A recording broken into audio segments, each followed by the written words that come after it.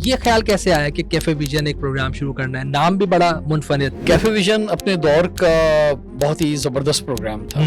Anchor का एक अलग मिजाज होता है। हम क्योंकि डिबेटर थे तो हम एज अ एंकरिंग करते तो ऐसा लगता है डिबेटर ही खड़ा हो। पता नहीं कितने लोग हैं आज जो मीडिया के अंदर हैं, एक्टर एक्ट्रेसेस हैं, एंकर्स हैं, पॉलिटिशियंस हैं, जिनकी जिंदगी में पहली बार अपीयरेंस जो है उस शो में हुई कैफे विजन में। जितना कुछ यूथ पार्लियामेंट ने दिया, मुझे नहीं लगता कि किसी और ऑर्गेनाइजेशन में लोग इतना हासिल कर पाए होंगे जो मैं समझता हूँ। जब फोन नए नए आए थे, इंटरनेट नए नए आया था, टीवी चैनल्स नए नए आए थे, तो उस वक्त सोच कुछ और थी नौजवान की। आज नौजवान की सोच डिफरेंट है। सही कि मुख्तलिफ मौक़ों पे आप कराची के हवाले से बहुत बात करते हैं कि कराची के एम्बेसडर के तौर पे बात करते हैं। क्या समझते हैं कि कराची में कोई डेवलपमेंट नहीं हो रही, कुछ नहीं हो रही? बस यहाँ के लोग हैं जिन्होंने शहर को इतने बुरे हालात के अंदर भी जिंदा रखा हुआ है, खड़ा रखा हुआ है। फिलैंथ्रोपिस्ट बहुत ज्यादा हैं, तो हॉस्पिटल्स वही लोग चला रहे हैं। लेकिन ऐसे ना शहर चलते हैं ना मुल्क चलते हैं। इस मौके पे जो नौजवान नस्ल है, सोशल एक्टिविस्ट हैं, वो अपना किरदार किस तरह से जो है वो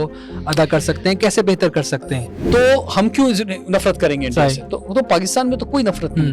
नफरत का एलिमेंट जो है वो इंडिया के अंदर है, और वो खासतौर पर मोदी सरकार ने जो है वो नफरत का एलिमेंट बढ़ाया है। अस्सलाम वालेकुम, गुफ्तगू विद ARK में खुश आमदीद। मैं हूं अली रजा खान। आज जो मेरे साथ शख्सियत मौजूद हैं, ज़िया-उल-हक के दौर में तलबा तंजीमों पे पाबंदी लगा दी गई और उसके बाद वो एक तवील अरसे तक पाबंदी रही। फिर जनरल परवेज़ मुशर्रफ का दौर आया, उसमें कुछ रिलैक्सेशंस हुई, लेकिन आज भी टिपिकली देखा जाए तो तलबा तंजीमें अपना किरदार उस तरह से अंदाज़ा नहीं कर रही हैं जिस तरह से कर सकती थी। ये 2005 की बात है जब यूथ पार्लियामेंट का क़याम अमल में आया, और उस यूथ पार्लियामेंट में देखते ही देखते कराची से निकल के पूरे सिंध और सिंध से पूरे पाकिस्तान में अपने झंडे गाड़ दिए। मेरे साथ मौजूद हैं founder and chairman youth parliament Rizwan Jafar. अस्सलाम वालेकुम। वालेकुम सलाम। रिजवान भाई कैसे हैं, खैरियत से हैं? मैं बिल्कुल ठीक ठाक, और आपने जो पॉडकास्ट का सिलसिला शुरू किया इस पर आपको बहुत बहुत मुबारकबाद। बहुत शुक्रिया रिजवान भाई। हम हमेशा आपको एज मेंटोर देखते हैं, चाहे यूथ पार्लियामेंट की बात हो, एंकरशिप की बात हो। तो आज मैं भी आपसे कह भी रहा था, थोड़ा सा घबराया हुआ हूँ कि आज आपके साथ बैठा हुआ हूँ। कहाँ की पैदाइश है? कराची ही से ताल्लुक, ब्रॉटअप कहाँ का है? बिल्कुल कराची की पैदाइश, और बड़ा मुझे फ़ख्र रहता है इस बात पे बताते हुए कि मेरा ताल्लुक कराची के इलाके नाज़िमाबाद से रहा। नाज़िमाबाद एक नंबर से, और ये नाज़िमाबाद वाले जो होते हैं ना, ये सारे इनके अंदर बड़ा नाज़िमाबाद निकल नहीं पाता। चाहे वो अमेरिका में चले जाएं, कनाडा चले जाएं, और वो उसको याद करते हैं, क्योंकि अब नाज़िमाबाद का बहुत बुरा हाल है। ऐसे ही अब तो खैर बड़ी तबाह हो गया है वो। तो लेकिन हमने जो टाइम अपना बचपन का गुजारा वो बड़ा अच्छा दौर था वहाँ पे नाज़िमाबाद एक नंबर में, और वहीं हमारा स्कूल था। क्लास 7 तक मैंने पढ़ा आइडियल फेडरल स्कूल में, और फिर 8, 9, 10 मैंने शाहीन कैम्ब्रिज स्कूल से की, और फिर वहीं गवर्नमेंट कॉलेज फॉरमैन नाज़िमाबाद से मैंने जो है वो इंटर किया। तो ये सारा पूरा लाइफ जो है स्कूल तक की जो है ये कॉलेज तक की जो है नाज़िमाबाद में गुजरी, और वहीं हमने क्रिकेट खेली, वहीं हमने हॉकी खेली, वहीं हमने फुटबॉल खेली, वहीं की अजीज़िया मस्जिद, जामा मस्जिद, कद्दूसिया मस्जिद, वहीं नमाज़ें पढ़ी, और बड़ा खूबसूरत दौर था।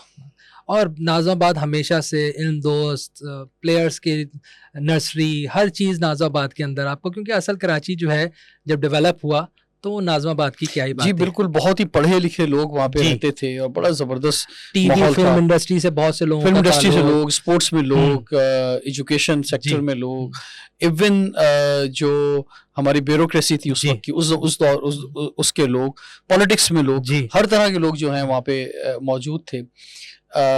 लेकिन अब जो है आज भी, लेकिन रिजवान भाई डिस्ट्रिक्ट सेंट्रल को जो है वो कहा जाता है सबसे ज्यादा पढ़े लिखे लोग वहीं पे हैं। मेरा जो नाज़िमाबाद में मोहल्ला था ना, मैं इत्तेफाक से कुछ दिनों पहले वहाँ गया। अच्छा। तो इवन आज से मैं 10 साल पहले भी सूरत हाल ये थी कि तकरीबन कोई 60-70% लोग जो हैं वो आउट ऑफ कंट्री चले गए थे।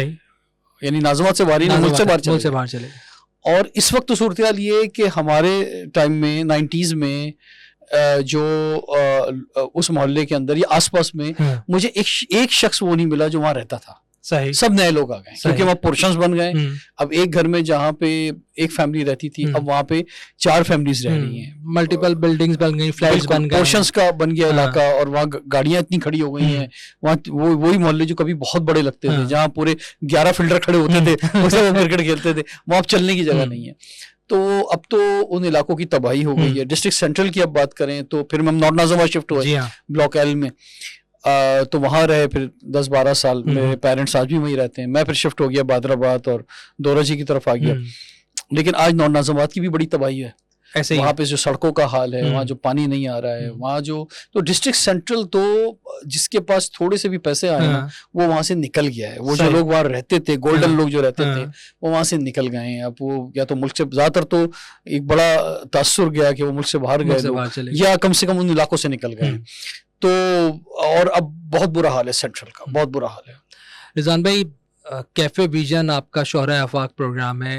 उस दौर के अंदर जब सोशल मीडिया नहीं था, या अगर था भी तो बहुत ही लिमिटेड था, प्राइवेट चैनल्स आ गए थे और आपने कैफे विजन शुरू किया। हज़ारों, अगर गलत नहीं हूँ मैं तो हज़ारों लड़के लड़कियाँ नौजवान उसके अंदर पार्टिसिपेट करते थे। कौन ऐसा शख्स था जो उसकी जीनत नहीं बना? हर फील्ड से लोग मेहमान होते थे। ये ख्याल कैसे आया कि कैफे विजन एक प्रोग्राम शुरू करना है? नाम भी बड़ा मुनफरिद। जी बिल्कुल, कैफे विजन अपने दौर का बहुत ही ज़बरदस्त प्रोग्राम था। और उस दौर में 2003 से 2008 के दरमियान जो नौजवान थे या नौजवानी में दाखिल हो रहे थे वो कभी भी कैफे विजन को नहीं भूल सकते। तो असल में जाहिर बात है हम डिबेटर्स थे, आपको याद होगा। और कराची के जो डिबेटर्स थे तकरीबन कोई 100 के करीब डिबेटर्स, इनका एक पूरा एक कबीला था। ठीक है। और ये सब टेलीविजन पे आना चाहते थे क्योंकि पीटीवी का जो दौर था, आज मैं किसी को समझाऊंगा तो शायद नहीं समझ पाएंगे कि पीटीवी क्या था। पीटीवी में दाखिल होना कितनी बड़ी, दरवाजा ही क्रॉस कर देना कितनी बड़ी बात होती थी।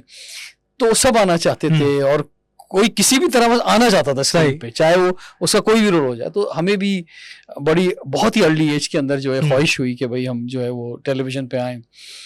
और वो सारे डिबेटर्स जो हैं, इसी तरह से डिफरेंट हमारी डिबेट ऑर्गेनाइजेशंस थी। इसी तरह से हम लोगों ने फिर एक कराची यूथ ऑर्गेनाइजेशन के नाम से भी एक ऑर्गेनाइजेशन बनाई थी, उसमें भी काफी डिबेटर्स थे। वक्ती तौर पे वो 3-4 साल हमने मिलकर बायो जो ये वही है? नहीं ये पहले बनी थी, कराची यूथ ऑर्गेनाइजेशन के नाम से हमने बनाई थी। तो वो सारे डिबेटर्स इसके अंदर थे। तो और हमने बहुत सारे प्रोग्राम्स, एक्टिविटीज, इवेंट्स किए। लेकिन मकसद ये सारा ग्रुप था, तो चांस नहीं मिला। ये मुख्तलिफ इवेंट्स हो रहे थे लेकिन इसमें टीवी अपीयरेंस कोई नहीं थी। लेकिन एंकर का शौक था मुझे, एंकरिंग का। इवन मैं शायद पहला डिबेटर था जिसने बहुत जल्दी डिबेट छोड़ के एंकरिंग में आ गया। क्योंकि डिबेट जो इवेंट होते थे उनमें एंकर होता था। और ये मैंने इसलिए भी छोड़ा डिबेट को बहुत जल्दी क्योंकि एंकर का एक अलग मिजाज होता है। सही। हम क्योंकि डिबेटर थे तो हम एंकर भी जब एज अ एंकरिंग करते तो ऐसा लगता है डिबेटर ही खड़ा हुआ है। वो कहते हैं ना डिबेटर जो है वो हर मौके पे उसके अंदर वो रहता है, निकलता नहीं है। बिल्कुल। तो वो निकालने के लिए फिर मैंने डिबेट छोड़ी कि यार एंकर ही लगूं मैं, डिबेटर ना लगूं। तो मेरा आगाज जो हुआ वो हुआ ARY पे एक बच्चों के प्रोग्राम से। अच्छा। उससे पहले और एक यूहू फंडे के नाम से मैंने खुद स्पॉन्सर कराया एक प्रोग्राम। और उसमें आइडिया ये था कि हम एक स्कूल में जाते थे और वो बिल्कुल स्टार्ट था। यानी लोगों के घरों में केबल भी नहीं था जब वो स्टार्ट हुआ। मेरे इल्म में भी ये बात नहीं थी कि आपने वहां से आगाज किया। जी स्टार्ट वहां से लिया। यानी ARY का समझ ले पहला प्रोग्राम था वो। और बच्चों का किस साल की बात है? आई थिंक 2000 सितंबर की बात होगी, सितंबर अक्टूबर की। तो बिल्कुल स्टार्ट था। ये 2 चैनल आए, इंडस विजन और ARY प्राइवेट चैनल्स में। और मैंने भी अपने घर में उसी दिन केबल लगवाया। अच्छा। ईद का दिन था, मुझे याद है। ईद के दिन से ट्रांसमिशन शुरू हो रही थी पाकिस्तान में। तो वो मैंने 1 साल तक किया। लेकिन उस वक्त क्योंकि बिल्कुल ही लोगों के घरों में केबल नहीं था, नए स्टार्ट हुए थे चैनल, तो बच्चों का प्रोग्राम मैं खैर वो करता था। हम एक दिन एक स्कूल में जाते थे, एक्टिविटी करते थे बच्चों के साथ सारी, और वो शौक पूरा करता था एंकरिंग का। तो 2001 तक मैंने किया, 1 साल तक 50 एपिसोड्स मैंने किए उसकी। फिर एक गैप आया जब वो शो खत्म हुआ। फिर हम दोबारा कोशिश करते रहे, कोई एफर्ट्स करते रहे। सही। तो एक दफ़ा मुझे याद है एक होटल में एक प्रेस कॉन्फ्रेंस थी मीडिया की, उसमें मेरी गजनफर साहब जो कि ऑनर थे इंडस विजन के, उनसे मुलाकात हुई। सही। तो मैंने कहा सर कि उन्होंने मुझे पहचान गए। अच्छा। कहने लगे यार मैंने तुम्हारा बच्चों का प्रोग्राम देखा था, तो मैं एक बच्चों को चैनल खोलना चाहता हूँ, तुम आ जाओ मेरे पास। तो मैं उनके बाद खैर चला गया। तो कहने लगे भाई बताओ क्या करना है बच्चों के लिए। मैंने कहा सर मैंने बच्चों के लिए कुछ नहीं करना। बहुत कर लिया, मुझे शौक था बस आने का टेलीविजन में, तो मैंने इसलिए कर लिया, मैं अपनी कुछ नहीं करना चाहता। तो उन्होंने कहा, कहने लगे यार मैंने तो इसीलिए बुलाया। मैंने कहा नहीं सर मैं नहीं करूंगा। उन्होंने मुझे दिया उसी वक्त प्रोग्राम कि आप ये करें होस्टिंग। मैंने कहा नहीं मैं ये नहीं करूंगा। तो मेरे पास फाइल होती थी जिसमें कोई 10, 12, 15 आइडियाज थे। मैं आइडियाज बनाता रहता था। एक 1 पेज एक आइडिया पे लिखता था पूरा। तो कोई उस दिन मेरे पास कोई 10 प्रोग्रामों की फाइल थी। मैंने कहा सर ये 10 प्रोग्राम मैंने बनाए, इनमें से कोई शुरू कर दे। सही। तो कहने लगे तमाम नौजवानों के लिए थे, डिफरेंट थे, नौजवानों के लिए भी थे और उसके अलावा भी थे, डिफरेंट थे। तो उन्होंने मुझे कहा, कहने लगे यार इकबाल अंसारी ने हमें ज्वाइन किया है नए, तो वो हमारे प्रोग्रामिंग के हेड हैं, आप उनके पास चले। मैं उनके पास गया, उन्होंने बड़े गौर से जो है फाइल मेरी देखी और फिर फाइल रख ली। कहने लगे यार कल आना सुबह, मैं कल लेके जाऊंगा, उसको आराम से देखूंगा, बताऊंगा तुम क्या कर सकते हो। मैंने कहा ठीक है। मैं अगले दिन गया तो उन्होंने जो है वो ग्रीन पेन इस्तेमाल करते थे, तो उन्होंने एक शो मैंने उसमें डिजाइन किया हुआ था, यूथ शो था वो, कि जिसमें एक्स्ट्रा ऑर्डिनरी स्टूडेंट्स को भी बुलाना था स्टूडियो में, जिसमें एक डिबेट भी करानी थी, जिसमें एक यंग सिंगर को भी इंट्रोड्यूस, यानी एक पूरा, ये सब आपके आइडियाज थे। वो एक पूरा शो मैंने एक पूरा यूथ शो टाइप का बनाया हुआ था स्टूडियो के हिसाब से। तो उन्होंने सिर्फ जहाँ डिबेट शो था ना उसमें एक दायरा बनाया हुआ था। अच्छा। कहने लगे यार ये करना है, अच्छा खाली ये, अच्छा बाकी चीजें नहीं करनी। सही। तो और उसमें मैंने टॉपिक भी लिखे थे कि भाई किन मौजूआत पे जो हम डिबेट करेंगे। कहता है अब ये प्लान करो। अच्छा। तो वो हमने प्लान करना शुरू किया स्टूडियो में, और हमें कोई 8-10 दिन लगे, और उस डिबेट के लिए मैंने फिर बहुत सारे डिबेटर भी बुलाए वहाँ। अच्छा। उन दिनों वहाँ प्रोड्यूसर्स होते थे, शऊद दलवी और इंजीनियर मलिक, उन्होंने एक ऑडिशन भी लिया। अच्छा। उन डिबेटर्स का सारे, और वो हमने कहा भाई ये डिबेटर सिलेक्ट करेंगे। 2003 की बात है, जून की। तो हुआ ये कि वो हो नहीं सका। अच्छा। कि वो स्टूडियो कम थे, फिर वो कोई पॉलिटिकल प्रोग्राम होने थे, तो मुझे इकबाल अंसारी ने एक दिन बुला के माजरत कर ली। कहता है यार सॉरी तुमसे इतना डिस्कस किया, लेकिन ये हम कर नहीं पाएंगे। मैंने कहा सर मसला क्या है? कहता स्टूडियो। मैंने कहा स्टूडियो ही मसला है ना, तो उसको बाहर कर लें। अच्छा। कह रहे हैं हाँ बाहर कर लो, कोई आइडिया सोचो। तो उससे एक दिन पहले ही एक रेस्टोरेंट होता था क्लिफ्टन पे, ऑल अमेरिकन फूड के नाम से, बड़ा जबरदस्त रूट बियर वहाँ मिलती थी, तो हम अक्सर वहाँ जाया करते थे। उसके मैनेजर वगैरह दोस्त थे, मैं उधर गया। अच्छा। क्लिफ्टन पे। मैंने कहा यार ये ऊपर तुम्हारी बहुत जबरदस्त जगह है, यहाँ शो करना है। तो मैंने इकबाल साहब से कहा कि सर मुझे एक कैमरा दें खाली, और जहां मुझे 6 डिबेटर बुलाने थे, 3 फॉर में और 3 अगेंस्ट में, वहां मैंने 100-200 लोग बुला लिए। अच्छा। और लव मैरिज अरेंज मैरिज एक टॉपिक रखा, और एक कैजुअल एंटरटेनमेंट प्रोग्राम डिबेट का ही, लेकिन कैजुअल स्टार्ट में, क्योंकि वो कहते हैं जरूरत इजाद की होती है। अब ना हमारे पास 4 कैमरे, ना 3 कैमरे, ना स्टूडियो, एक कैमरा, उसमें हमने वो किया। उसी में आप भी कवर होने, डिबेटर भी, ऑडियंस भी। और उसमें एक ख्याल है एक दिन पहले यार एक सिंगर भी डाल देते हैं। अच्छा। तो उन दोनों शारिक रूमी से दोस्ती थी, तो मैंने उन शारिक रूमी को बुला लिया। मैंने बोला भाई एक शारिक रूमी आया, तो कहने लगा कि इससे पहले इस शो में और कौन कौन सिंगर आ चुके हैं। मैंने बोला ये पहला शो है, पहले तो खैर उन्होंने परफॉर्म किया लास्ट में। तो इस तरह वो फिर मैंने उसी रात आके एडिट किया। अगले दिन सुबह सुबह आके इकबाल अंसारी ने देखा। अच्छा। उन्हें वो आइडिया बहुत पसंद आया। अच्छा। यार ये तो बहुत ही अमेजिंग आइडिया, ये पायलट प्रोजेक्ट, पायलट सही। उन्होंने कहा ठीक है हम इसको करेंगे, आप एक साथ 4-5 एपिसोड करो। हमने और एपिसोड्स किए उसी तरह। तो इस तरह वो हमने फिर वो जून के एंड में ही हमने उसको ऑन एयर किया, और वो अपनी पहली एपिसोड से कैफे विजन बहुत हिट हुआ। और उसमें फिर हमने स्टार्ट किए 2 साल तो सिर्फ सिंगर आखिर में बुलाते थे, और उसमें सब आए जितने टॉप सिंगर्स थे। शदाद रहे उस जमाने में, स्ट्रिंग्स हैं, नजम शिराज थे, अली हैदर थे, बहुत सारे लोग जो उस वक्त हिट थे, वो सब आए उसके अंदर। और बल्कि इवन सिंगर्स जो थे वो अपनी ऑडियो कैसेट उसमें लॉन्च करते थे शो के अंदर, कि किसी की ऑडियो कैसेट चलती थी, याद होगा। सही, बिल्कुल, कि भाई हमारी नहीं। फिर मैंने आहिस्ता आहिस्ता उसमें गेस्ट बुलाने शुरू किए, सिंगर वो पूरे शो में बैठाना शुरू किया, थोड़ी सारी बातें आप तब्दीली करते हैं। तो उन 5 सालों में बहुत तजुर्बात किए उस शो के अंदर। बल्कि मैं आपको बताऊं कि आज जो शोज होते हैं, मैं जब उन किसी शो को देख रहा होता हूँ, तो जो मैं वो कर चुका हूँ उन्हीं का कुछ ना कुछ पार्ट होता है जो आज किसी न किसी सूरत में हो रहा होता है। इसमें कोई शक नहीं है। मैं आपको एक अरसे से जानता हूँ, मैं खुद इन शोज का पार्टिसिपेंट रहा हूँ। हम जब डिबेटर थे सेंट पैट्रिक्स को रिप्रेजेंट, और जिस तरह आप हैं इस तरह पता नहीं कितने लोग हैं आज जो मीडिया के अंदर हैं, एक्टर एक्ट्रेसेस हैं, एंकर्स हैं, न्यूज एंकर्स हैं, पॉलिटिशियंस हैं, जिनकी जिंदगी में पहली बार अपीयरेंस जो है उस शो में हुई कैफे विजन में। और रिजवान भाई जो 30 to 40 ईयर्स ऑफ एज में जो ग्रुप इस वक्त पाकिस्तान में है, जो मुख्तलिफ मीडिया चैनल्स के ऊपर काम कर रहा है, उसमें कोई शक नहीं है कि जब हम बैठ के यूथ पार्लियामेंट की बात करते हैं, कैफे विजन की बात करते हैं, तो कहीं ना कहीं आपका जो लगाया हुआ पौधा है वो सब वो लोग हैं जो उस वक्त यंग थे। आप खुद भी यंग थे, और अभी मुझे बल्कि अक्सर लोग जब मिलते हैं तो मैं सरप्राइज भी हो जाता हूँ। बहुत सारे लोग मुझे मिलते हैं और वो कहते हैं यार हम आपके शो में आए थे। वो उस वक्त आपको नहीं याद और थे। मुझे खैर बहुत से याद थे, लेकिन बहुत से नहीं भी याद नहीं, क्योंकि हजारों लोग उस शो के अंदर आए। 5 साल तक वो होता रहा। बांग्लादेश में मैंने किया, दुबई में मैंने 10 एपिसोड्स किए, मैंने यूके में वो शो किया जाके, पूरे पाकिस्तान में किए वो शोज। तो मैं भी हैरान होता हूँ। और उसकी फिर 100वीं एपिसोड में यूथ पार्लियामेंट का जी बिल्कुल बिल्कुल। और वो हुआ ये कि यूथ पार्लियामेंट की जैसे हिस्ट्री है जी कि मैं एक शो करना चाहता था।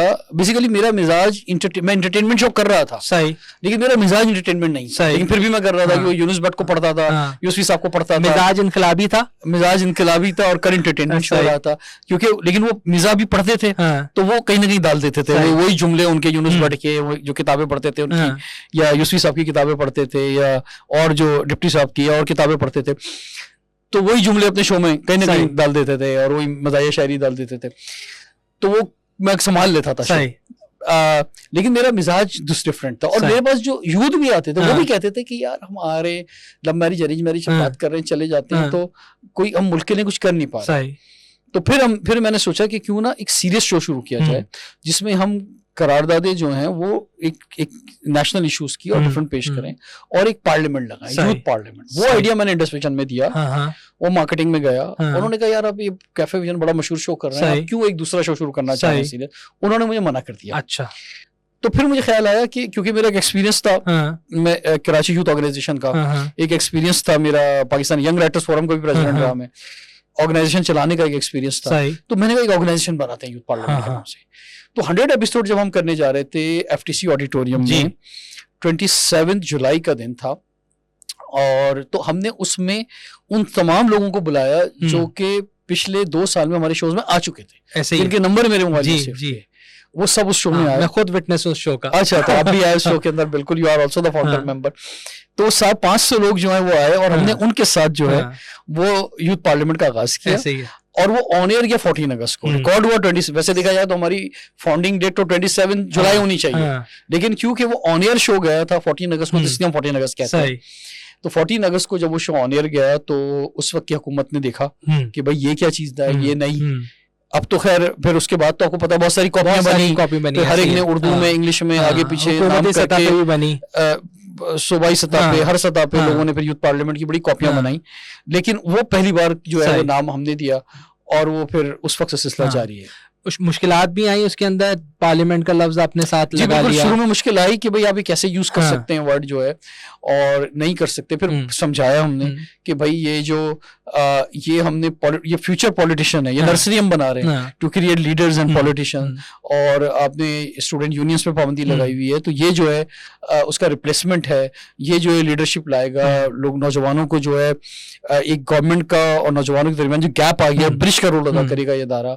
इस तरह भी बहुत सारी चीजें कर करा के एक्सेप्टेंस आई। रिजवान भाई, आपकी एक शनाख्त कैफे विजन बना और कैफे विजन के बाद फिर यूथ पार्लियामेंट। मेरा ख्याल है कि जितना कुछ यूथ पार्लियामेंट ने दिया, मुझे नहीं लगता कि किसी और ऑर्गेनाइजेशन में लोग इतना हासिल कर पाए होंगे जो मैं समझता हूँ। इज्जत दी, शोहरत दी, और तकरीबन 20 साल आज हो गए यूथ पार्लियामेंट को कमोबेश। क्या समझते हैं यूथ पार्लियामेंट जो आपके अगराज़ व मकासद थे, ऑब्जेक्टिव्स थे, और जो रफ्ता रफ्ता बिल्ट हो गए आपके, क्या यूथ पार्लियामेंट उसी अंदाज में आज भी है या आपको नाउमीदी है उससे? आप नहीं, मैं खैर नाउमीद तो नहीं हूँ, मुझे बहुत उम्मीद है, लेकिन हर दौर के तकाजे बदल जाते हैं। सही। जब हमने कैफे विजन स्टार्ट किया था उस वक्त स्मार्टफोन नहीं था। सही। उस वक्त लोग जो हैं वो कैफेज में जाके इंटरनेट यूज करते थे, फिर भी हमारे पास हर एपिसोड के बाद 1000 से ज्यादा ईमेल आती थी 24 घंटे में। सही। और उसमें ये लिखा होता था मैं शो में आना है। ऑर्किड का प्लेटफॉर्म मौजूद था, अगर याहू आ गया था, यानी स्मार्टफोन नहीं था, लैपटॉप नहीं था लोगों के पास, घरों में फोन यानी कंप्यूटर नहीं थे। तो अच्छा, फिर ये जब फोन नए नए आए थे, इंटरनेट नए नए आया था, टीवी चैनल्स नए नए आए थे, तो उस वक्त सोच कुछ और थी नौजवान की। आज नौजवान की सोच डिफरेंट है। तो मैं पिछले 20 साल में मैंने ये पूरी तब्दीली देखी है, क्योंकि हर साल मैं इंटरव्यूज करता हूँ, आप भी हमारे साथ होते हैं कि हम इंटरव्यूज करते हैं, हर साल रुझान देखते हैं नौजवानों के क्या हैं, उनके मिजाज क्या बदले हैं, उनकी पॉलिटिकल जो सोच है वो क्या हुई है, नेशनल स्पिरिट क्या किस जगह पे पहुंची है। तो ये एक तब्दीली आई है। तो अगर हम भी उस तब्दीली के साथ चलते रहेंगे तो हम बेहतर डिलीवर कर सकेंगे, और हम अल्हम्दुलिल्लाह कर रहे हैं। और मैं समझता हूँ कि आज का जो नौजवान है, गो के वो उसके अंदर वो चीज़ नहीं है जो 20 साल के नौजवान जिस तरह से फिजिकल पार्टिसिपेशन करता था। अब नौजवान बहुत शॉर्टकट्स के चक्करों में हो गए हैं। जिस तरह से एक आपकी जर्नी है, या आप जिस तरह से लोगों को देखते हैं ना कि बहुत वक्त लगाया, रफ्ता रफ्ता चीज़ें हासिल की हैं, आज का नौजवान चाहता है कि फ़ौरन हर चीज़ मिल जाए। एग्री करते हैं इस बात से? बिल्कुल ऐसा है, और टेक्नोलॉजी वर्ल्ड के अंदर ये कोई बुरी बात भी नहीं है। यानी मिसाल के तौर पे अगर कोई शख्स जो है, पहले सोच यही होती थी कि यार मैं 40 साल का हूँगा, 50 साल का हूँगा तो मैं गाड़ी लूंगा, सही, ठीक है, पैसे कमाऊंगा। आज ऐसा नहीं है। आज आप वो पैसे आप 1 साल में भी अर्न कर सकते हैं, एक 15 साल का बच्चा भी कर रहा है आज। तो हमें इसको बुरा नहीं समझना चाहिए, हमें अंडरस्टैंड करना चाहिए और हमें एक्सेप्ट करनी चाहिए इस चीज़ को।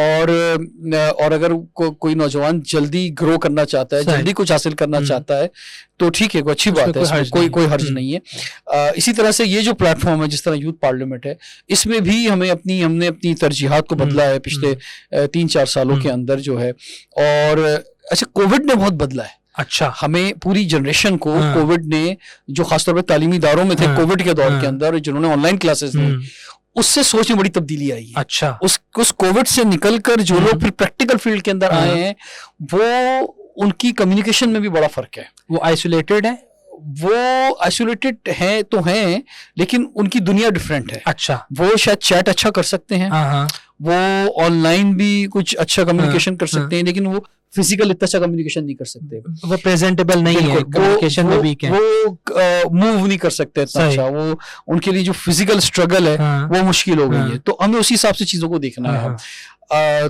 तो ये तब्दीली आई है उसके अंदर जो है। अच्छा, फिर एक चीज और भी देखनी है कि आज शहर के डायनामिक्स डिफरेंट हैं। पहले किसी जगह पहुंचना होता था, आप पहुंच जाते थे जल्दी। अब ट्रैफिक जाम को देखना होगा आपने। आप किसी को 2 घंटे ट्रैफिक में फंसा के एक छोटी सी मीटिंग के लिए नहीं बुला सकते। फाइनेंशियल इम्पैक्ट भी आ गया। फाइनेंशियल इम्पैक्ट आ गया। अब अगर ऑनलाइन टैक्सी आप यूज कर रहे हैं तो उसके जो पैसे हैं वो लोग सोचते हैं खर्च करते हुए। तो फाइनेंस भी मैटर कर रहा है, टाइम भी मैटर कर रहा है, ट्रैफिक जैम भी मैटर कर रहा है। तो ये सारी चीजें जो है ना वो कर रही हैं, लेकिन उसके बावजूद यूथ पार्लियामेंट अपनी जगह खड़ी हुई है। और यूथ पार्लियामेंट में इंटरनेशनल एक्सपोजर ऐड हुआ है। हमने 50 से ज्यादा नौजवानों को दुनिया भर में भेजा है, और वो बहुत जरूरी है। इंटरनेशनल एक्सपोजर देना जरूरी है। इस वक्त भी हमारी एक मेंबर, आपको मालूम है, रशिया में मौजूद है जिस वक्त मैं आपसे बात कर रहा हूँ। एक मेंबर इस वक्त अमेरिका में मौजूद है, और ये बड़ी अच्छी बात है, खुशाइन बात है कि फीमेल मेंबर जो है। और उसके अलावा मलेशिया में मौजूद है, यूएई में मौजूद है। हमारे चैप्टर्स तो 10 मुल्कों के अंदर मौजूद है, लेकिन यहाँ पाकिस्तान के मेंबर जो है वो डिफरेंट इवेंट्स अटेंड करने जाते रहते हैं। 50 से ज्यादा मेंबर्स हमारे जा चुके हैं। आगे भी बहुत सारी अपॉर्चुनिटीज हैं। तो जो एक्सपोजर देने का सिलसिला है नौजवानों को, फिर इलेक्शन एक प्रोसेस है हमारा, इलेक्शन में बड़ा एक्सपोजर मिलता है, बहुत सीखते हैं नौजवान। तो ये सिलसिला जारी है। मुझे आपके प्रोग्राम के जरिए, आप खुद भी एक सक्सेस स्टोरी है यूथ पार्लियामेंट की, इसी तरह और बहुत सारे लोग हैं। हमें हर शहर के अंदर लीडर्स चाहिए आज भी। और अगर कहीं कोई किसी शहर में नाकामी होती है, और वो मुझे कहते हैं आके कि फला शहर के अंदर सर यूथ पार्लियामेंट अच्छी नहीं चल रही, तो मैं उनसे कहता हूँ कि यार यहाँ एक रिजवान जाफर चाहिए। सही है ना? अगर नहीं मिल रहा तो उसका मतलब है कि वो फिर नहीं चल पाएगी। तो ये जो लीडर्स का सिलसिला है, हमारा काम है लीडर्स बनाना ऐसे। और ये लीडर्स जो हैं, जहां जब बनते रहेंगे, मिलते रहेंगे, तो ये सिलसिला चलता रहेगा। जहां ये लीडर्स का सिलसिला माइनस होगा, या जहां हो गया है किसी शहर में अगर, तो फिर वहां पर डिक्लाइन आ जाएगा। अच्छा, यूथ पार्लियामेंट को हम मदर ऑफ ऑर्गेनाइजेशंस के तौर पे देखते हैं कि उसने बहुत सी ऐसी ऑर्गेनाइजेशंस ना सिर्फ कराची में, सिंध में, बल्कि पूरे पाकिस्तान में इस्टेब्लिश की हैं, और जो बड़ा अच्छा काम कर रही हैं। और अच्छी चीज़ ये लगती है कि उसकी सरपरस्ती भी आप करते रहे हैं, और साथ रहते हैं उन नौजवानों के साथ। और बहुत सी प्रोफेशनल ऑर्गेनाइजेशंस भी हैं। यूथ पार्लियामेंट में भी अपने बहुत से चैप्टर्स बनाए। थोड़ा सा आगे बढ़ेंगे। आप हमेशा एम्बेसडर रहे पाकिस्तान के, हमेशा पाकिस्तान की अच्छाइयों के ऊपर बात की। अगर कोई मसाइल भी उजागर किए तो बेहतरी के लिए उजागर किए। फिर आपने मेड इन पाकिस्तान एक फोरम बना दिया, एक ग्रुप बना दिया, उसको इनिशिएट कर दिया। ये क्या सोचती, क्यों इसकी तरफ आए आप? एक तो मेरी एज बढ़ रही थी, तो मैंने कहा यार कि कब तक मैं यूथ रहूंगा।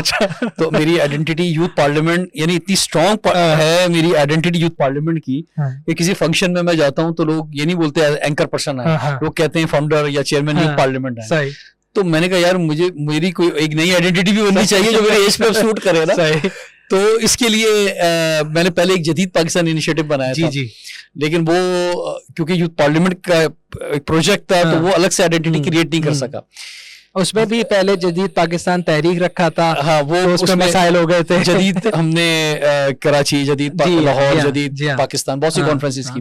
तहरीक में कुछ लोगों को मसाइल होते हैं। जी बिल्कुल बिल्कुल बिल्कुल। तो फिर अब जब मैंने कहा यार नेक्स्ट टाइम जब भी कोई कैंपेन शुरू करूंगा ना, उसे यूथ पार्लियामेंट से अलग करूंगा। अच्छा, उसमें यूथ पार्लियामेंट का लोगो भी नहीं लगाऊंगा। ठीक है, तो वो अलग, उसका टारगेट मार्केट ही अलग होगा। तो मेड इन पाकिस्तान जो था, ये मैं बहुत अरसे तक सोचता रहा कि पाकिस्तान के जो मसाइल हैं उसका हल है क्या। सही।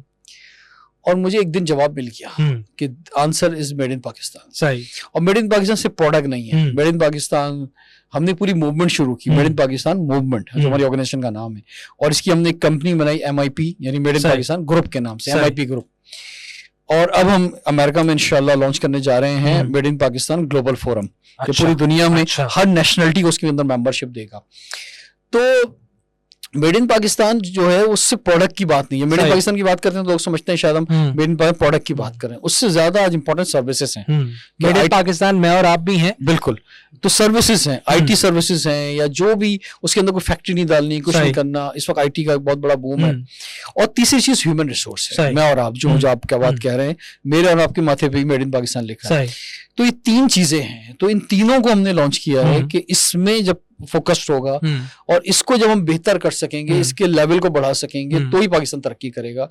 इसके लिए हमने जो मेंबर बनाया इस ऑर्गेनाइजेशन के अंदर, हमने उन लोगों को बनाया है जो कि जिनके डिफरेंट प्रोजेक्ट्स हैं मेड इन पाकिस्तान के, या तो उनके प्रोडक्ट है या उनकी सर्विसेज हैं। और इसकी जब हमने इसकी ओपनिंग सेरेमनी की थी तो प्रेसिडेंट ऑफ पाकिस्तान उस वक्त डॉक्टर आरिफ अलवी थे, उनको हमने कराची बुलाया था, यहाँ PC होटल में बड़ी सेरेमनी हुई, आप भी मौजूद थे, आपने इसमें एज एन एंकर रोल अदा किया था। तो वो बहुत कामयाब सेरेमनी रही। फिर हमने लाहौर में, इस्लामाबाद में लॉन्च की, और अभी रिसेंटली हमने मेड इन पाकिस्तान का इंटरनेशनल समिट UK में जाके किया, जो कि बड़ा कामयाब रहा। अब हमारा अगला जो इवेंट है मेड इन पाकिस्तान का, वो अमेरिका में, जहाँ पे हम कोई 5 शहरों में US के जो है made in Pakistan global forum launch करेंगे। मेरे साथ मौजूद है मोहम्मद रिजवान जाफर, जो एक एंकर पर्सन भी हैं, स्काउट भी हैं, यूथ पार्लियामेंट के फाउंडर चेयरमैन भी हैं, सोशल एक्टिविस्ट भी हैं और ट्रैवलर भी हैं। रिजवान भाई, आपने, मेरा ख्याल है पाकिस्तान का कोई हिस्सा ऐसा नहीं होगा कि जहाँ पे आपने ट्रैवल ना किया हो। नहीं, मेरा गिलगित बल्तिस्तान रहता है। अच्छा, अभी भी रहता है। चलें किसी वक्त प्रोग्राम बना। जरूर। बहुत अच्छा है हुंजा। और बिल्कुल, हमेशा सोचा, लेकिन जून जुलाई में फिर कुछ ना कुछ ऐसा हो जाता है कि वो नहीं कर पाता। शॉर्टली, कराची के अलावा कौन सा शहर अच्छा लगता है? नहीं, इस्लामाबाद मुझे बहुत पसंद है, नो डाउट, इसमें कोई शक नहीं है। इक़्तिदार का शहर। हाँ, बिल्कुल शहर इक़्तिदार है। कभी पॉलिटिकल पार्टी बनाने का ख्याल नहीं आया? आजकल तो कोई भी थोड़ा सा फेमस होता है, 2-4 हज़ार लोग जानने लगते हैं, वो पॉलिटिकल पार्टीज बना लेते हैं। नहीं, जरूर, हमारा तो यूथ पार्लियामेंट का मतलब ही ये था कि हमने पार्लियामेंट में नौजवानों को भेजना है। जी। तो और स्टार्ट में जब हमने यूथ पार्लियामेंट बनाई और उसको जो सक्सेस मिली, तो उसमें लोग यही तासुर समझते थे कि हमारा मकसद भी पॉलिटिकल पार्टी बनाना ही है, इसीलिए हम नहीं काम कर रहे हैं। और हमें खैर बहुत सारी पॉलिटिकल पार्टीज ने हमें ऑफर भी दी। अच्छा। MNA MPA की कि भाई आप अपने लोग 10 लोग लिए हैं, 5 लोग लिए हैं, तमाम ही पार्टीज ने हमें ऑफर दे चुके हैं। हमने अब, यानी मैं खुद नहीं गया क्योंकि हम ऑर्गेनाइजेशन, क्योंकि हमारे पास हर पार्टी के लोग नौजवान थे, लेकिन हमारे जो मेंबर्स हैं उन्होंने डिफरेंट पॉलिटिकल पार्टीज ज्वाइन की, जो जिसका जहां रुझान था। हमने कोई से फोर्स नहीं किया, जो जिस पार्टी को ज्वाइन करना चाहता था उसने किया। और इंशाल्लाह एक माइंडसेट आपने बना दिया उनका। बिल्कुल, कि पॉलिटिकल माइंडसेट बना दिया, फिर उसके बाद उनके ऊपर छोड़ दिया। और आप देखेंगे आने वाले वक्तों में नौजवान जो यूथ पार्लियामेंट से वाबस्ता रहे हैं, तकरीबन 40,000 एलिमनाइज हैं हमारे, उनमें से एक बड़ी तादाद MNA MPA सेनेटर्स होगी इंशाल्लाह मुख्तलिफ पॉलिटिकल पार्टी से। हमने खुद इसलिए नहीं बनाई कि देखिए, हम एक ऑर्गेनाइजेशन चला रहे हैं यूथ पार्लियामेंट, कि हमें अंदाजा हुआ कि यार एक NGO ही चलाना बड़ा मुश्किल काम है।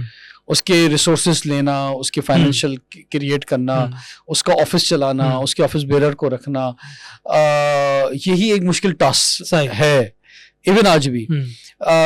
तो सियासी जमात तो फिर एक बहुत बड़ा पैसों का खेल है। तो हम जैसे मिडिल क्लास के लोग जो होते हैं उनके लिए बड़ा मुश्किल होता है पॉलिटिकल पार्टी बनाना। और मैं समझता हूँ कि शायद वो लोग कि जो शायद हमारा सही इस्तेमाल कर सकते थे वो भी नहीं कर पाए। सही। हमें हालांकि ऑफर्स नहीं, लेकिन एक तो हम किसी के हाथों में खेलना नहीं चाहते थे। सही है। लेकिन अगर हम कोई हमारा पॉजिटिव इस्तेमाल करता या आज भी करना चाहे तो हम करना चाहेंगे। ये पॉलिटिकल पार्टीज की बात हो रही है, एस्टेब्लिशमेंट की बात हो रही है, किसी भी तरह से कह लें आप, किसी भी तरह से कह लें तो इवन, और कोई बुरी बात नहीं है, अच्छी बात है। इवन कराची की बात करें तो यहाँ तो बहुत स्पेस खाली है। मैंने देखा है कि आपका बहुत सा कंटेंट कराची के हवाले से वायरल भी होता है। उसके अलावा भी मैंने आपको देखा है कि मुख्तलिफ मौक़ों पे आप कराची के हवाले से बहुत बात करते हैं, कि कराची के एम्बेसडर के तौर पे बात करते हैं। क्या समझते हैं कि कराची में कोई डेवलपमेंट नहीं हो रही, कुछ नहीं हो रही? पीपल्स पार्टी तो कह रही है बहुत कुछ कर रहा है, बहुत काम हो रहा है। देखिए, अगर आप कराची वालों से पूछें कि कराची में कोई एक ऐसी चीज़ जिसकी तारीफ कर सकें वो क्या है, तो मेरे ख्याल से तो वो सिर्फ यहाँ के लोग हैं जो बड़े अच्छे हैं भाई। और तो मेरे ख्याल से कोई ऐसी चीज़ नहीं इसकी आप तारीफ कर सकेंगे कि जरा कि यहाँ की सड़कें बड़ी अच्छी हैं, या यहाँ का मास ट्रांसिट बहुत अच्छा है, यहाँ घर में पानी आ रहा है, यहाँ के तालीमी निज़ाम बहुत अच्छा है, यहाँ का सेहत का निज़ाम बहुत अच्छा है, यहाँ का इंफ्रास्ट्रक्चर बड़ा अच्छा है। मतलब आप किस चीज़ की तारीफ करें?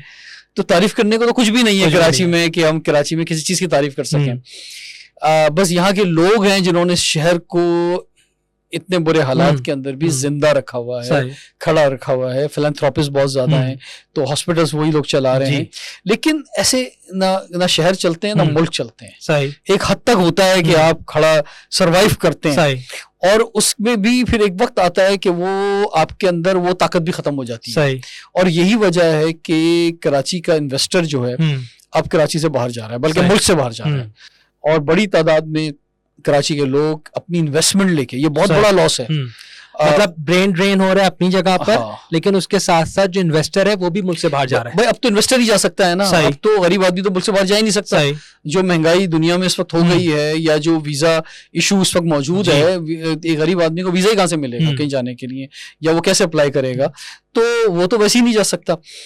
तो अब जा कौन सकता है? इन्वेस्टर ही जा सकता है। उसी को वीजा मिलेगा, वही इन्वेस्टमेंट कर सकता है, वही जो है किसी मुल्क के अंदर जो है वो जाके वहां पे अपना दोबारा से कैरियर शुरू कर सकता है, या कोई इन्वेस्टमेंट करके कोई बिजनेस शुरू कर सकता है। तो अब तो वही जा सकता है, और वही जा रहा है।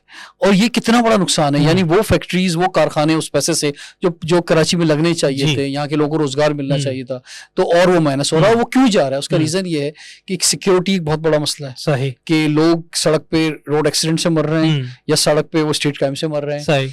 यहाँ का ट्रैफिक जाम एक बहुत बड़ा मसला है। मास ट्रांजिट नहीं बन सका, ट्रेन नहीं चल सकी।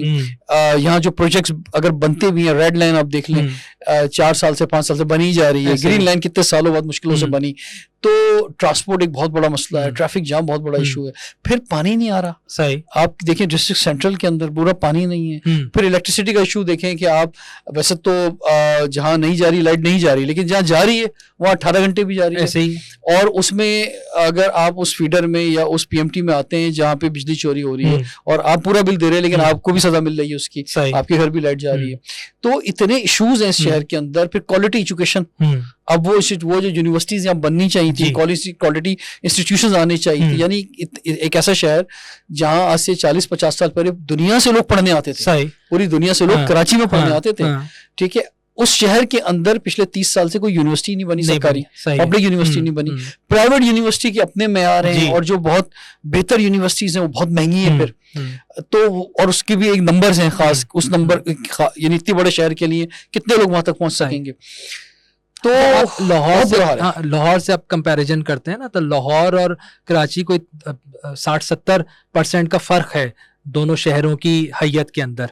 आप देखिए ना, अगर आप 40 साल पहले आप लाहौर का और कराची का मवाजना कर रहे होते, तो लाहौर तो एक गांव था कराची के आगे। क्या था? कुछ भी नहीं था। ऐसे ही है। ठीक है, तो लाहौर तो कुछ भी नहीं था। लेकिन पिछले 30 सालों के अंदर वहां जो भी वजीर आला आया, उसने लाहौर को ओन किया। सही। अब ये वैसे छोड़ें कि उसने बाकी पंजाब में कितने पैसे लगाए या नहीं लगाए, लेकिन उसने लाहौर में लगाया। लेकिन रिजवान भाई, बाकी पंजाब भी डेवलप हुआ, बाकी पंजाब भी हुआ, फैसलाबाद भी हुआ, सियालकोट भी हुआ। फिर भी इस डिबेट में जाने के बजाय मैं कहूंगा कि उसने चलो लाहौर में तो लगाया ना पैसा, और लाहौर को उसने जो है प्रमोट किया। आज आप देखें लाहौर की सड़कें देखें, जी, लाहौर में सफाई का निजाम देखें, लाहौर में ट्रांसपोर्ट देखें, लाहौर में पानी देखें। आप एक चीज और देखें लाहौर में, कि लाहौर में भी और उमूमन पंजाब में भी कि यहाँ का जो वर्कर है, चाहे गवर्नमेंट के किसी भी लेवल पे काम कर रहा हो, उसको यूनिफॉर्म्स दी गई हैं, यहाँ आपको वर्कर को यूनिफॉर्म में नजर नहीं आता। सैनिटरी असल वर्कर में करप्शन का लेवल देखिए ना, डिपार्टमेंट उस तरह से बात नहीं काम ये कर है रहे हैं कि देखिए ये तो कोई तकल्लुफ की बात नहीं रही ना हाँ। कि मैं कहूँ आपसे कि पाकिस्तान में करप्शन होती है जी। लेकिन अब परसेंटेज तय करें ना सही कि जनाब किस सूबे में कितनी परसेंट जो है हाँ, करप्शन में जाता है, हाँ, तो उसी से अंदाजा हो जाएगा कि अगर एक जो है तरक्याती बजट आ रहा है किसी सूबे में सड़क बनाने के लिए, तो कितना परसेंट उस सड़क पे लग रहा है। सही तो उससे ये मैं समझता हूँ दैट इज द मेयार। हाँ, ये परफॉर्मेंस का मेयार करप्शन लेवल पर है। सही। तो जब ये हाल हाँ। होगा तो फिर उसी हिसाब से फिर इलेक्शन भी होते हैं, हाँ, उसी हिसाब से बाकी चीजें होती हैं। अब इससे ज्यादा मैं अब क्या बोलूं, ना हाँ, बोलूं तो बेहतर है। इतना खुल के आपने बात कर दी और आपने इसी शहर इसी सूबे में रहना है तो बेहतर यही है। लेकिन क्या ये सब तो मसाइल हैं और ये सब देख रहे हैं, आपको क्या हल इसका कोई नजर आता है? आप बड़े बड़े लोगों के साथ बैठते हैं, पॉलिसी मेकर्स के साथ बैठते हैं, बात भी करते हैं उनके साथ, कोई ऑफ द रिकॉर्ड ऐसी कोई बात होती है, जज्बा है कि इस शहर को बेहतर करेंगे? नहीं, कोई जज्बा नहीं है, किसी अच्छा। में कोई जज्बा नहीं अच्छा। है इस शहर को बेहतर करने का। जब इस शहर के जो लोकल्स हैं, मकामी जो है, मेरी गैर मकामी की जी वीडियो बड़ी वायरल हुई थी, जी। आपने देखी होगी। जब मकामी लोग इक्तदार का हिस्सा ही नहीं होंगे, जब वो कुछ, और जो मकामी भी होंगे वो भी यानी जो लोग कहते थे कि हम चप्पल पहन के असेंबली में आए, जी या हमारे पास एक गाड़ी नहीं थी हाँ। जब हम असेंबली के मेंबर बने, हाँ। बात तो ये कि 5 साल बाद उनके पास कितनी गाड़ियां थी, ऐसे ही, बिल्कुल ऐसे। या वो किस जगह पहुंचे। हाँ, असल में बात ये है कि एक स्टैंडर्ड बना दिया गया है कि जनाब ये इस मुल्क का एक स्टैंडर्ड है। पहले एक वक्त था कि लोग उस अशराफिया के, उस स्टेटस को के, उस स्टैंडर्ड के खिलाफ बात करते थे सही कि जनाब ये हम लूटने नहीं देंगे, जी। हम पब्लिक का पैसा नहीं खाने देंगे, ये हमारे टैक्स का पैसा है, ये हमारे नाम पे लोन लिया हुआ पैसा है।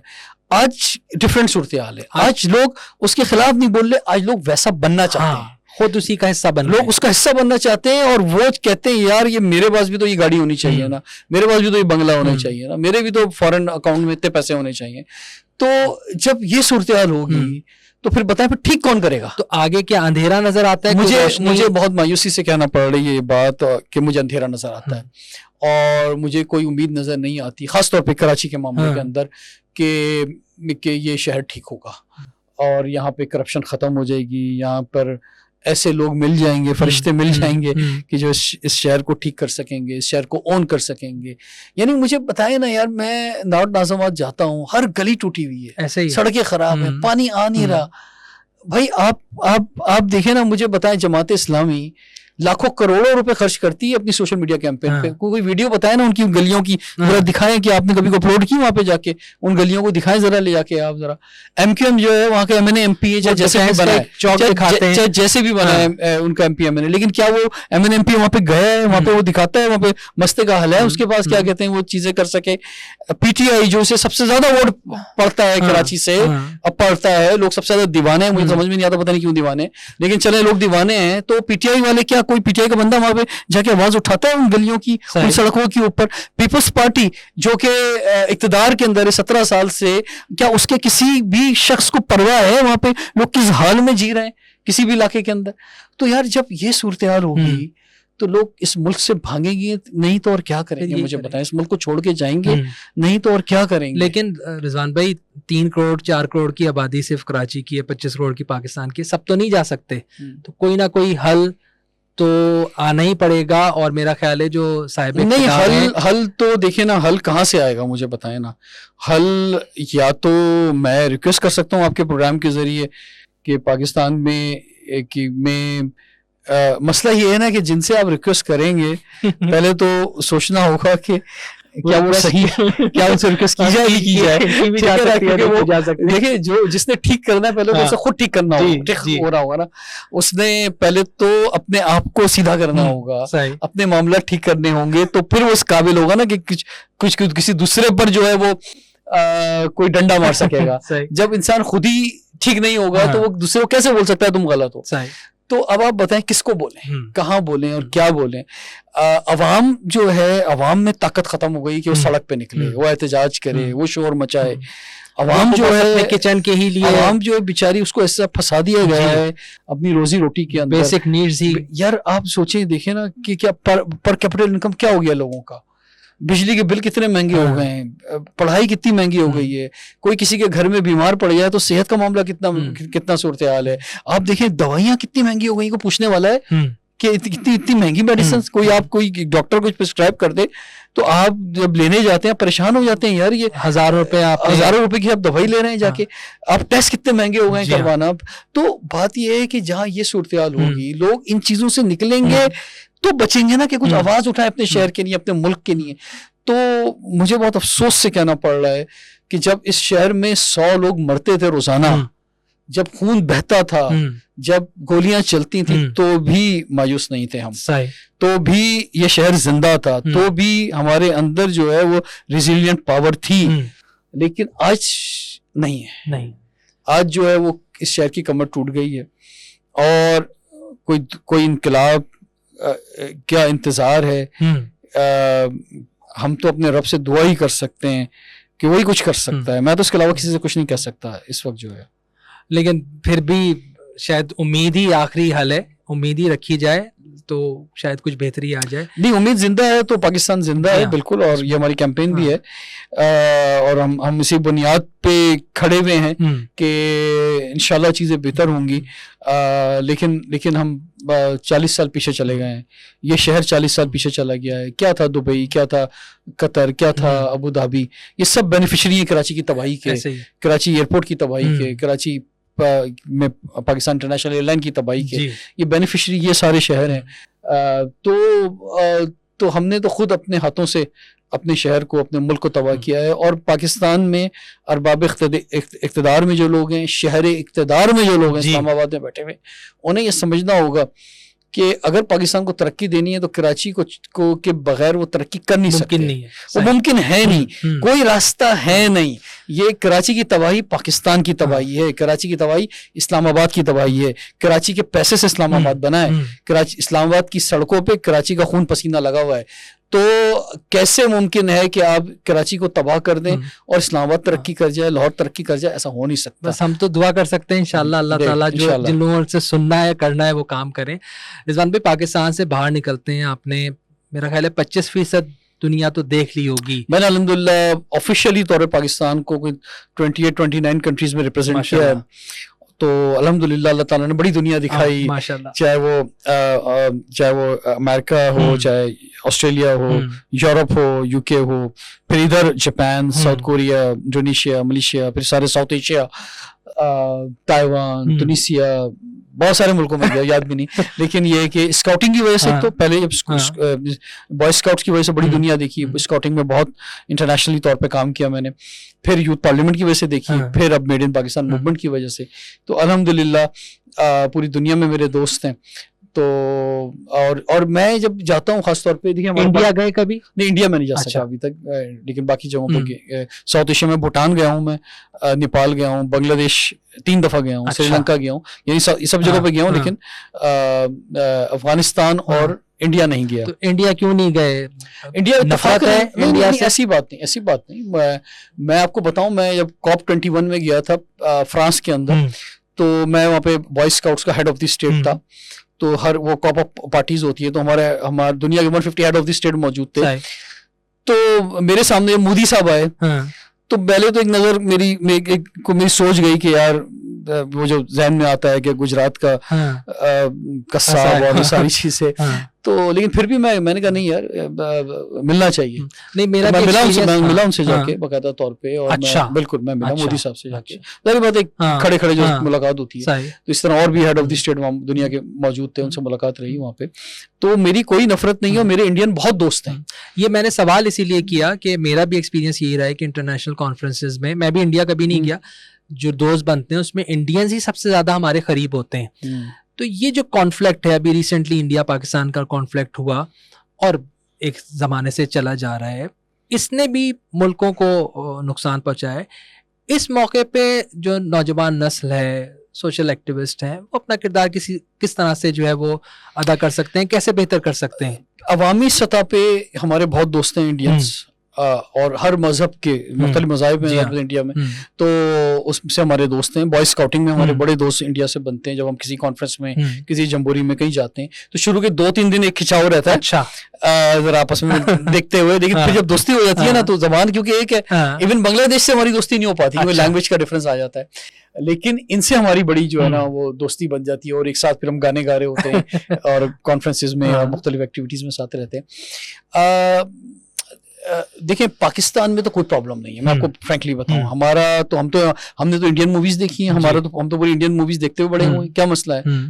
तो हम पाकिस्तान में कोई सियासतदान इंडिया को बुरा कह के वोट नहीं मांगता, ना उसे वोट मिलेंगे इस बात के। इसका मतलब हमारे पास फिर हम इंडिया से हिजरत करके आए हैं पाकिस्तान, वहां से उन शहरों से हिजरत करके आए, मेरे पेरेंट्स जो दिल्ली से हिजरत करके आए, तो हम क्यों नफरत करेंगे इंडिया से? तो पाकिस्तान में तो कोई नफरत नहीं।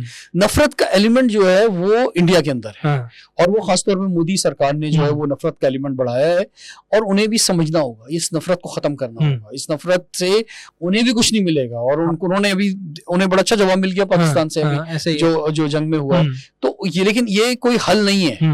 वो जंग में जीते या हम जंग में जीते, ये कोई हल नहीं है। इंटरनेशनली आपको नजर आता है कि इंडिया में सरकार तब्दील होगी तो कांग्रेस की सरकार आ जाएगी, आपकी क्या असेसमेंट है इस हवाले से? अब हो सकता है बिल्कुल, क्योंकि वहाँ एक नाकामी हुई है और इसका असर पड़ेगा, और कांग्रेस को आना चाहिए। लेकिन कांग्रेस को भी क्या जो पिछले 30 साल के अंदर जो एक्सट्रीमिज्म बढ़ा है वहां पे, तो उसका वोट भी तो कांग्रेस को चाहिए होगा ना। तो क्या वो उसके वोट के लिए क्या वो कोई फ्रेंडशिप डायलॉग की तरफ आ सकते हैं? ये बड़ा मुश्किल एक बात है। लेकिन रीजन तरक्की करते हैं। अब यूरोप को देखें, एक करेंसी है, एक वीजा है, शेंगेन वीजा, जो इतने मुल्कों में आप जाते हैं, तो ये साउथ एशिया का क्यों नहीं हो सकता? सही। तो और हम क्यों इतनी दूर से कोई चीज एक्सपोर्ट करें, इंपोर्ट करें? हम आपस में क्यों एक्सपोर्ट इंपोर्ट नहीं कर सकते? चाइना इसके ऊपर कुछ काम कर रहा है, रशिया इसके ऊपर काम कर रहा है, लेकिन कामयाबियां नहीं हुई हैं। बिल्कुल। तो ये तो खैर मैंने एक बात की जो थ्योरिकली मैंने बात की है, लेकिन प्रैक्टिकली अगर हम देखें तो जो इस वक्त हालात जिस जगह पे पहुंच गए हैं, तो मुझे मुश्किल नजर आ रहा है आने वाले 5 सालों के अंदर की कोई दोस्ती हो सकेगी। अब तो नया वर्ल्ड ऑर्डर है और नई इत्तेहाद बन रहे हैं दुनिया के, तो इसमें शायद और मुश्किल हो जाए। रीजन की एक और ताकत ईरान, और इस वक्त उसका भी कॉन्फ्लिक्ट है, उसको किस नजरिए से देखते हैं कि क्या ये तीसरी आलमी जंग हो जाएगी? क्या असेसमेंट है? कोई भी शख्स जो है वो नहीं चाहेगा कि कोई भी जगह का वो हाल हो जो गजा का हुआ है। ऐसे ही है। और देखिए इंडिया पाकिस्तान का जो बैटल हुआ पिछले दिनों, पाकिस्तान की कामयाबी हुई, लेकिन ताकत अमन की जमानत है। बेशक उससे पहले अगर जंग नहीं हो रही थी तो इस वजह से ही नहीं हो पा रही थी, या ये जंग एक्सट्रीम पे इसीलिए नहीं पहुंची क्योंकि ताकत का तवाजुन बराबर है दोनों तरफ। सही। उन्हें और हमें वो वैसे हल्का लेते थे इंडिया वाले, उन्हें इस जंग के बाद आइडिया हो गया कि भाई ये हमसे ज्यादा ताकतवर है, हम भी हल्के नहीं है। हाँ, पाकिस्तान जो है वो technology wise, human resource wise जो वो ज्यादा बेहतर है इंडिया से, फाइनेंशियल वाइज भी। बिल्कुल, वो हमें कोई गरीब ना समझे भाई। यहाँ पे वो पूछें जो लोग पाकिस्तान आए हैं वहां से कि उन्हें यहाँ पे कौन सा स्लम नजर आया पाकिस्तान के अंदर, जो इंडिया के अंदर, जो बंबई के अंदर, दिल्ली के अंदर स्लम्स हैं, उसका 1% भी यहाँ नहीं है। कोई स्लम नहीं है पाकिस्तान के। यहाँ स्लम में भी जाएंगे ना, जिन लोगों को स्लम कहते हैं, वहां भी 6 मंजिला बिल्डिंगें बनी हुई और AC लगे हुए कमरों के अंदर। ठीक है, वहां गटर में रहते हैं इंडिया में लोग। तो हम बहुत बेहतर है इंडिया से, लेकिन ये ताकत हम की जमानत है। सोच में भी बेहतर है, सोच में भी हम बहुत बेहतर हैं। वो तो खैर हम बड़े पॉजिटिव हैं, वो एक्सट्रीमिस्ट हैं। तो ताकत का तवाजुन जब होता है ना, तो वो जंगे रोकता है। तो अब अगर इस साइंस पे चला जाएगा तो फिर तो अवाम को कुछ नहीं मिलेगा, सारा पैसा डिफेंस में लग जाएगा। और वही पाकिस्तान नहीं हुआ, वो इंडिया के अंदर हुआ है ना। चले माना कि ताकत अमन की जमानत है, ताकत से तवाजुन है, लेकिन अब क्या हर मुल्क यही करेगा कि वो इतना पैसा झोंक देगा टेक्नोलॉजी पर और वार इक्विपमेंट के ऊपर जो है कि फिर वो आवाम के लिए कुछ नहीं बचेगा। तो दुनिया तो आहिस्ता आहिस्ता उस तरफ जा रही है। रिजवान भाई, आपसे बहुत से टॉपिक्स पे बात हो गई, लेकिन बहुत से टॉपिक्स ऐसे हैं जिसके ऊपर लगता है कि अभी बहुत बात हो सकती थी। एक हमारा क्विक सेगमेंट है, वो करते हैं आपके साथ और फिर आगे बढ़ते हैं। रिजवान भाई, एक हमारा रैपिड फायर है, वो आपके साथ करते हैं क्विकली। लीडरशिप या मैनेजमेंट? मैनेजमेंट। ग्राउंड वर्क या policy making? Policy making. Anchor person या एक्टिविस्ट? एक्टिविस्ट। एक्टिविस्ट। शनाख्त आपकी वही है, मेड इन पाकिस्तान या मेड फॉर पाकिस्तान? नहीं, अब तो मेड इन पाकिस्तान की बात कर रहे हैं वहाँ। नेशनल वर्क या international recognition? I think international recognition. Public speaking या private mentorship? Public speaking. Scout uniform या बिजनेस सूट? आप देखिए नहीं, मैं फिर भी स्काउट यूनिफॉर्म कहूंगा भाई, मुझे अच्छा। अपने स्काउट यूनिफॉर्म से बहुत मोहब्बत है। हाँ, उसको भी नहीं उतारा है। यूनिफॉर्म से वैसे अक्सर लोगों को बहुत मोहब्बत होती है। वॉलंटियर वर्क या पेड प्रोजेक्ट्स? नहीं, अब वॉलंटियर का टाइम नहीं रहा, पेड प्रोजेक्ट्स। अर्ली मॉर्निंग या लेट नाइट? मैं अर्ली मॉर्निंग का कह अर्ली मॉर्निंग का। यूथ पार्लियामेंट या रोटरी क्लब? हमने रोटरी पे कोई बात नहीं कर पाए। नहीं, हमेशा हमारी आइडेंटिटी यूथ पार्लियामेंट है, ऑफ कोर्स। ट्रेडिशनल मीडिया या डिजिटल मीडिया? अब आके डिजिटल मीडिया। आप दोनों के साथ ही एसोसिएटेड साथ आके, बिल्कुल। वन बिग प्रोजेक्ट या multiple small projects? Multiple small projects. Award या इम्पैक्ट? इम्पैक्ट, बिल्कुल इम्पैक्ट। पाकिस्तान या ओवरसीज? नहीं, Pakistan always, Pakistan first. Hosting shows या डेवलपमेंट लीडर्स? नहीं, होस्टिंग शोज बिल्कुल वो एक पैशन तो था हमेशा से, वो बिल्कुल वो पहले प्रायोरिटी है। सही। ड्रीम बिग या स्टार्ट स्मॉल? दोनों चीजें होनी चाहिए ऐसे। कोई एक अगर हो तो? हाँ, नहीं, ड्रीम बिग होना चाहिए। ड्रीम बिग होगा तो स्टार्ट तो हो ही जाएगा फिर, बिल्कुल। तो मैं आपके बारे में भी कहना चाहूँगा, आपका पॉडकास्ट है, अली रज़ा साहब जो हैं, अली रज़ा खान साहब जो हैं, वो एक तवील अरसे से यूथ पार्लियामेंट के साथ और मेरे पर्सनल हमारे साथ जो जुड़े हुए हैं जी। पिछले 20-22 सालों से, 22-23 सालों से, बल्कि आपसे शायद पहली मुलाकात कब हुई थी, मुझे बताएं। मेरी आपकी पहली मुलाकात 1999 में हुई थी। बहुत पुरानी बात हो गई। उस वक्त मैं बहुत छोटा था, आप भी छोटे थे। तो इसका मतलब ये कि हमारा एक तवील साथ है, 30 इयर्स का साथ हो गया है, 99 से लेकर 2025 तक। तो इस 30 साल के अरसे के अंदर अली रज़ा खान की बहुत कंट्रीब्यूशन है, ख़ास तौर पे यूथ पार्लियामेंट के लिए। इन्होंने यूथ पार्लियामेंट की पॉलिसी मेकिंग में, और हमने जब इलेक्शंस करवाए पहली दफ़ा तो हमने इनसे रिक्वेस्ट की, तो ये हमारे चीफ इलेक्शन कमिश्नर भी बने कई बार, और जो हमारी हमने एक एग्जीक्यूटिव काउंसिल क्रिएट की, उसको भी इन्होंने हेड किया। आज भी यूथ पार्लियामेंट की जो डिसिप्लिन एक्शन कमेटी उसके हेड हैं, आज भी जो यूथ पार्लियामेंट की तमाम पॉलिसी मेकिंग है और तमाम जो भी एक्टिविटी होती है उसमें इनका बड़ा इंपॉर्टेंट रोल है। इसी तरह कोई भी यूथ पार्लियामेंट के इवेंट होते हैं उसमें एज एन एंकर ये अपना रोल अदा करते हैं। तो मैं आपका शुक्रिया अदा करता हूँ। और ये सारा वॉलंटियर वर्क है, हमने आज तक इन्हें ₹1 नहीं दिया इस सारे काम का। ये इन्होंने अपने दिल के साथ, अपनी मोहब्बत के साथ जो है वो नौजवानों, पाकिस्तान के नौजवानों के लिए, और वो जो जिस उम्मीद की हम बात कर रहे थे उस एक उम्मीद के लिए काम किया कि इस प्लेटफॉर्म से जो है हम नौजवानों की ज़िंदगी में रोशनी लाएंगे। और यूथ पार्लियामेंट का मतलब ही उनकी ज़िंदगी में एक रोशनी लाना है। जब मैं ये कहता हूँ कि जब आप हर जगह से हार रहे हो ना, कहीं खुदा न खास्ता, वैसे तो मेरी दुआ है हर जगह जीते हैं, लेकिन अगर कहीं से हार रहे हो तो एक आखिरी उम्मीद यूथ पार्लियामेंट आपके होनी चाहिए कि ये है एक उम्मीद, इसके जरिए मैं आगे बढ़ूंगा, इसके जरिए मैं जो हूँ वो कुछ कर सकता हूँ, कुछ बड़ा कर सकता हूँ, कुछ हो सकता है, मेरी जिंदगी में ही सही कुछ तब्दीली आ सकती है। और मैं कहता हूँ कि इंडिविजुअल्स की जिंदगियों में तब्दीली लाएं। जब बहुत सारे इंडिविजुअल्स की जिंदगियां बेहतर होंगी तो खुद ही पाकिस्तान बेहतर हो जाएगा। ऐसे ही है। बहुत शुक्रिया रिजवान भाई आपके काइंड वर्ड्स का। और यूथ पार्लियामेंट हमेशा से हमारी शनाख्त रही है, और जो कुछ करते हैं यूथ पार्लियामेंट के लिए, आपके लिए, वो दिल से ही करते हैं हमेशा। और एक चीज़ जो मैंने आप में हमेशा देखी है, जो मैं चाहता हूँ कि लोगों के अंदर हो, आप बड़े ग्राउंडेड हमेशा रहे हैं। सरिया नहीं आया अभी कभी भी आपके।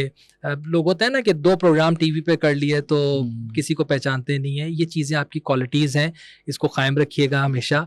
अल्लाह ताला आपको ऐसी कामयाब करे, ऐसी तरक्की दे, और इस शहर के लिए, इस मुल्क के लिए और ग्लोबली आप जिस किस्म की खिदमत अंजाम दे रहे हैं वो देते रहें। बहुत बहुत शुक्रिया गुफ्तगू विद ARK में आने का, और इंशाल्लाह आपसे फिर कोई मुलाकात रहेगी। Thank you very much. Thank you.